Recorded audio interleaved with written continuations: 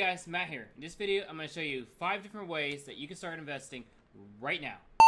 First off, this should not be considered financial advice. This is an overview of some of the ways that you can start investing. This also assumes that your emergency fund and your debt are squared away. The first method is through your employer-sponsored retirement plan, or your 401k.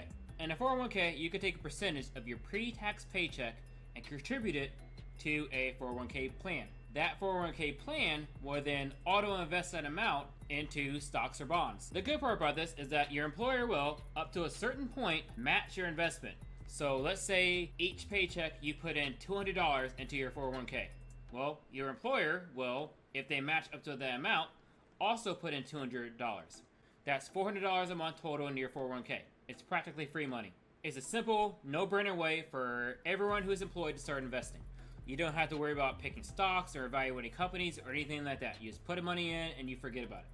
There are a few things that you should consider first, though. The first thing is that under normal circumstances, you will not be able to withdraw from your 401k until you're 59 and a half without incurring a 10% withdrawal penalty. So the money that comes out of your paycheck towards your 401k is pre-tax money. So it's taken out before any of your other taxes are considered, which is fine. Now what happens after that, how you get taxed after that, depends on the type of 401k.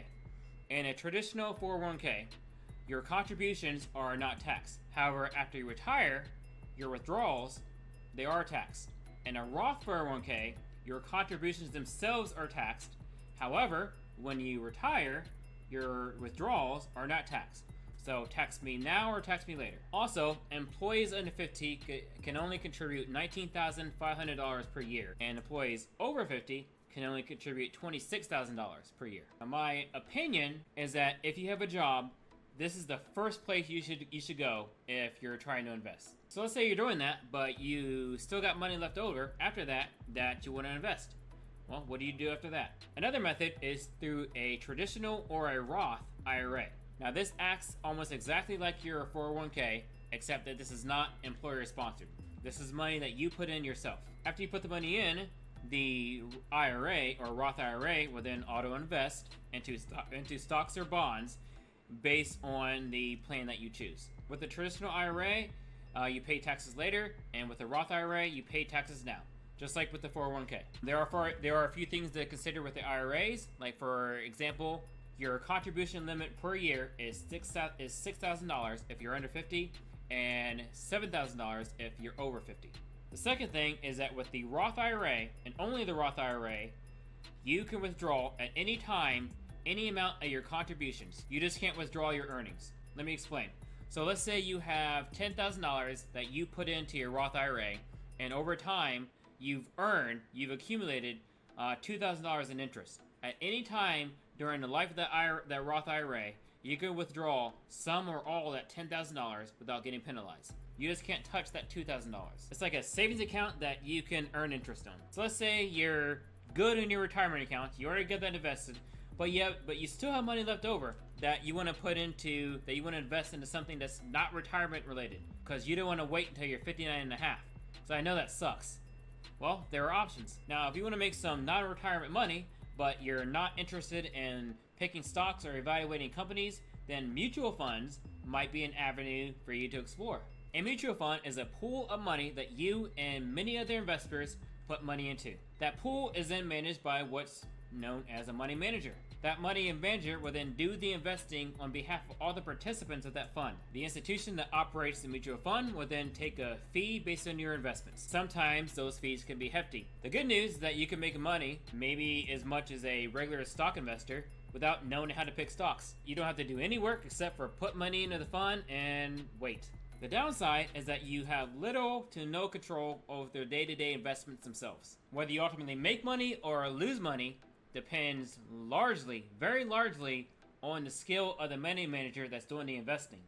If the money manager sucks, well then you could lose a lot of money, and that money manager is still going to take a fee off of your investments. If you decide to go this route, make sure you pick a well-established financial institution. Now, another way you can invest is what's called an ETF, an exchange-traded fund. This is if you want to take a slightly more active role in your investments, but still want to stay kind of passive. The good news about this one is that there is no money manager in between. Let me explain. An ETF is an amalgam of tons and tons of different stocks or bonds. The goal of that ETF is to track the movement of those stocks or bonds. For example, let's take a look at the Vanguard ETF known as VTI. This ETF contains shares of Microsoft, Apple, Intel, Google, and so on.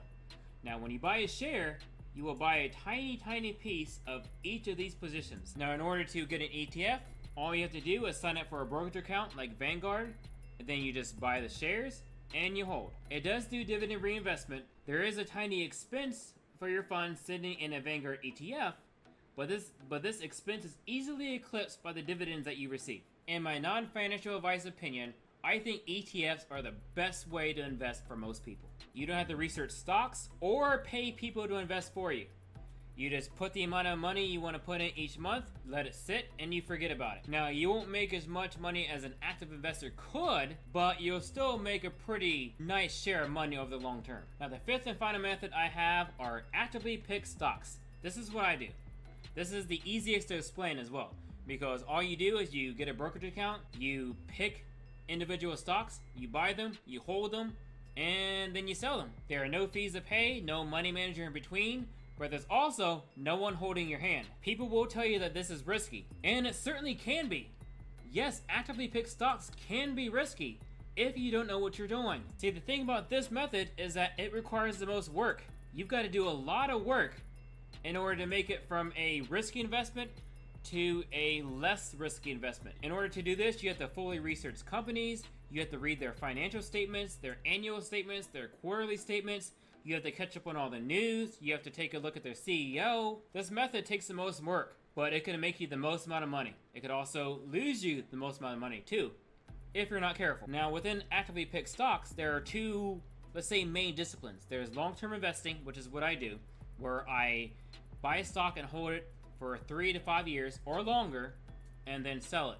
And then there is day trading, or stock trading. In stock trading, you buy and sell stocks within the same day or within a couple days. This channel, Stock Overflow, it focuses solely on long-term investing. Now, in closing, there are other methods of investment, such as investing in bonds, and gold, and cryptocurrency, and more stuff. I'm just giving you 5 of the most popular and the most accessible. I hope you found this enjoyable. Thanks for watching, and eat your vegetables.